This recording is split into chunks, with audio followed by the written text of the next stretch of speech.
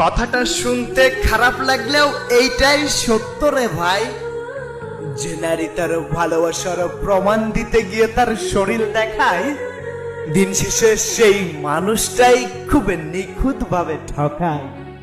শখের পুরুষকে দেহ দেখিয়ে ভালোবাসার প্রমাণ দিতে যে হাজারো নারী আজ গোপন কলঙ্কের দাগ নিয়ে ঘুরছে আর ভিতরে তিলে তিলে মরছে।